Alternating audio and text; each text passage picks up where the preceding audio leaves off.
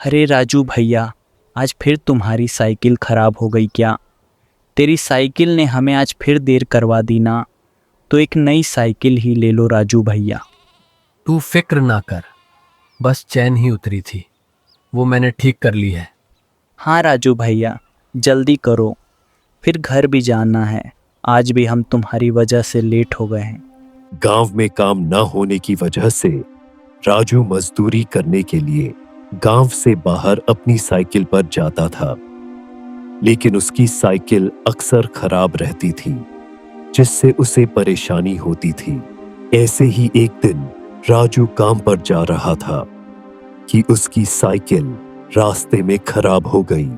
जब वह काम पर पहुंचा तो राजू, तेरे रोज के ये ड्रामे खत्म नहीं होते।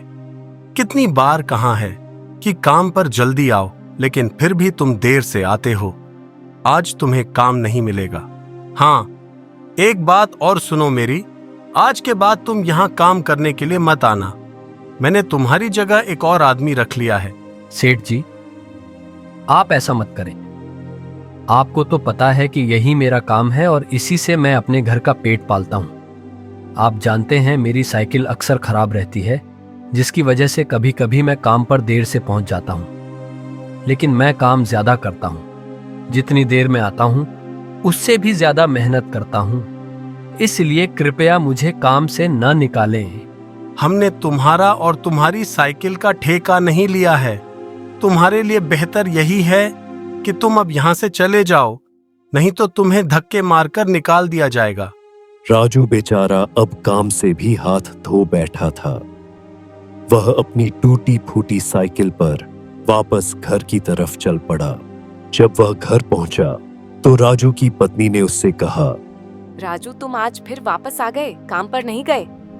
सुधा, मैं तुम्हें क्या बताऊं। आज फिर मैं काम पर देर से पहुंचा, जिसकी वजह से मालिक ने मुझे काम से निकाल दिया और मेरी जगह किसी और आदमी को रख लिया है। राजू, तुम ही बताओ कि हम क्या करें। अभी तो हमें अपनी बेटी की शादी भी करवानी है। हमारे पास इतने पैसे भी नहीं हैं कि हम अपनी बेटी को दहेज में कुछ दे सकें। हाँ सुधा, हमारे पास तो इतने पैसे भी नहीं हैं कि हम अपनी बेटी को दहेज दे सकें। अब तो भगवान ही हमारी मदद करेगा। राजू सुधा से बात करने के बाद अपनी साइकिल लेकर मैकेनिक के पास गया ताकि वह उसे ठीक करवा सके। हाँ राजू भैया, कैसे आना हुआ आज?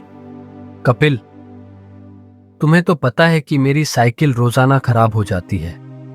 आज भी मैं तुमसे साइकिल ही ठीक करवाने आया हूं। अरे राजू भैया, कितनी देर तक यह खराब सी साइकिल चलाते रहोगे? कितनी दफा तुम्हें कहा है कि थोड़े से पैसे इकट्ठा करके नई साइकिल ले लो। अब यह और नहीं चलेगी। कपिल, तुमसे जितना हो सकता है तुम कर दो, बाकी मैं बाद में देख लूंगा कि मुझे क्या करना है। कपिल ने जितना हो सका उतना राजू की साइकिल ठीक कर दी। राजू साइकिल ठीक करवाने के बाद वापस घर चला गया। जैसे ही वह घर पहुंचा, उसने देखा कि उसकी बेटी के लिए रिश्ता आया हुआ है। राजू, मेरा बेटा 12वीं पास है और हमारे गांव में बहुत इज्जत है। जब हमें पता चला कि तुम भी अपनी बेटी के लिए रिश्ता तलाश रहे हो, तो मैं इसी उद्देश्य से अपने बेटे का रिश्ता तुम्हारी बेटी के लिए लेकर आया हूं। राजू, तुम्हें तो पता है कि हम शरीफ लोग हैं, इसलिए हमें लड़की भी शरीफ घर की चाहिए। इसलिए हम तुम्हारे घर आए हैं। वो तो ठीक है मोहनलाल जी, लेकिन मेरे पास इतने पैसे नहीं हैं कि मैं अपनी बेटी को दहेज में कुछ दे सकूं। नहीं नहीं राजू, हम तो सोच कर आए थे कि हम अपने बेटे के लिए दहेज में मोटरसाइकिल मांगे। तुम तो कुछ भी नहीं दे रहे हो। मोहनलाल जी, मैं एक मजदूर आदमी हूं। मैं मजदूरी करके अपने घर का गुजारा बहुत मुश्किल से कर रहा हूं। मैं दहेज में कुछ नहीं दे सकता। इतना सुनते ही मोहनलाल उठकर चला गया। मोहनलाल के चले जाने के बाद राजू भी घर से बाहर निकला और एक पेड़ के नीचे जाकर उदासी से बैठ गया। थोड़ी ही देर में गांव का सरपंच भी वहां आ पहुंचा। उसने राजू को देखा और कहा, राजू, क्या बात है? आज तुम बहुत उदास लग रहे हो। सब ठीक तो है ना? सरपंच जी, आपको क्या बताऊं, मेरी तो पूरी जिंदगी ही मुश्किलों से भरी पड़ी है। न घर में खाने को कुछ है, न ही काम करने को कोई रोजगार बचा है। अभी अभी मैं घर से आया हूं और वहां मेरी बेटी के लिए रिश्ता आया था, लेकिन वह भी दहेज के चलते वापस चला गया। अब तो लगता है जैसे सब कुछ खत्म होता जा रहा है। राजू, तू फिक्र मत कर। गांव में चुनाव हो रहे हैं। अगर मैं इन चुनावों में जीत गया तो तेरी बेटी की शादी मैं खुद करवाऊंगा, और गांव के जितने भी गरीब लोग हैं मैं उनकी बेटियों की शादी भी करवाऊंगा। और तू चिंता मत कर, मैं तुझे शहर में काम दिला देता हूं। तू कल से वहां चला जाना काम करने के लिए। ठीक है सरपंच जी, आपका बहुत शुक्रिया। भगवान आपका भला करे। गांव के सरपंच ने राजू को शहर में काम दिला दिया। अगले ही दिन से राजू शहर में काम करने के लिए जाने लगा। एक दिन राजू शहर से वापस आ रहा था। उसने सब्जी लेने के लिए अपनी साइकिल साइड पर खड़ी की और सब्जी लेने चला गया। उसी दौरान पीछे से एक ट्रैक्टर वाला आ रहा था। उसने राजू की साइकिल के ऊपर अपना ट्रैक्टर चढ़ा दिया, जिससे राजू की साइकिल पूरी तरह टूट गई।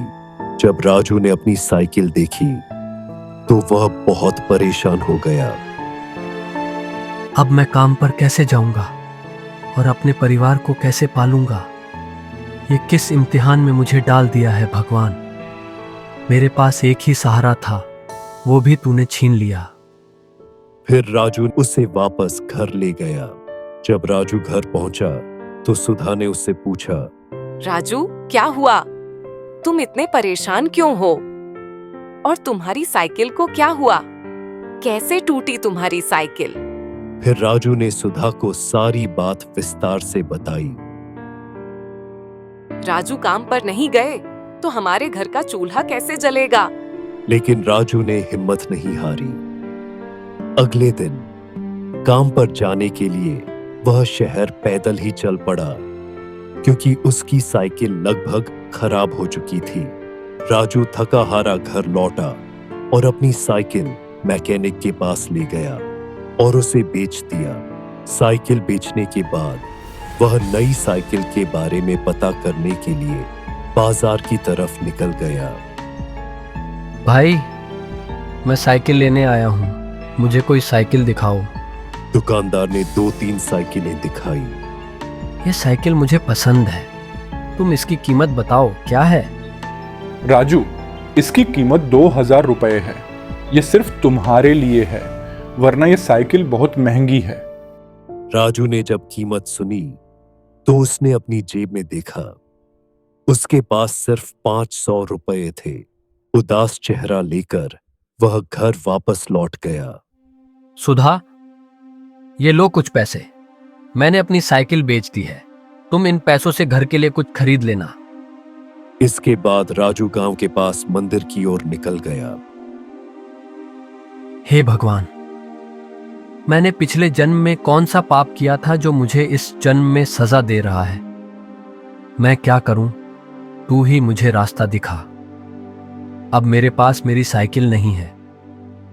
पहले साइकिल थी तो मैं शहर जाकर काम कर लिया करता था और परिवार को 2 वक्त का खाना खिलाता था।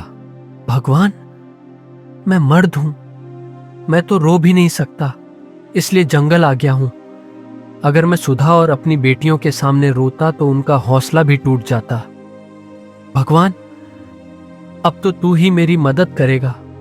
राजू वहां पर काफी समय तक बैठा रहा। जब राजू अपने घर आया तो उसने देखा कि उसके घर में कोई नहीं था। वह बहुत परेशान हो गया और गांव के ही एक आदमी से पूछा, राजू, मेरे घर पर कोई नहीं है, तुम्हें पता है मेरे घर वाले कहां गए हैं? राजू भाई, तुम्हारी बीवी की अचानक तबीयत खराब हो गई थी। गांव वालों ने तुम्हें हर जगह तलाश किया लेकिन तुम नहीं मिले, इसलिए गांव वाले तुम्हारी बीवी को अस्पताल लेकर चले गए हैं। राजू तुरंत अस्पताल की ओर निकल गया। डॉक्टर साहब, मेरी पत्नी को क्या हुआ है? राजू, तुम्हारी पत्नी के पेट में पथरी है। हमें जल्दी से जल्दी उसका ऑपरेशन करना होगा ताकि वह जल्द ठीक हो सके। अगर हमने देर की तो उसकी जान भी जा सकती है। इसलिए जल्दी से पैसे जमा करवाओ ताकि हम ऑपरेशन शुरू करें। फिर राजू गांव के सरपंच के पास गया और उनसे मदद मांगने लगा। सरपंच जी, अब आप ही मेरी मदद कर सकते हैं। मेरी पत्नी अस्पताल में है और मेरे पास उसके इलाज के लिए पैसे नहीं हैं। मेहरबानी करके आप मुझे थोड़े पैसे उधार दे दीजिए ताकि मैं अपनी पत्नी का ऑपरेशन करवा सकूं। सरपंच ने राजू की बात सुनने के बाद अपनी हवेली में जाकर पैसे निकाले और उन्हें लेकर आया। राजू, यह पैसे ले लो और तुरंत अस्पताल जाओ। तुम्हारी पत्नी का इलाज बहुत जरूरी है।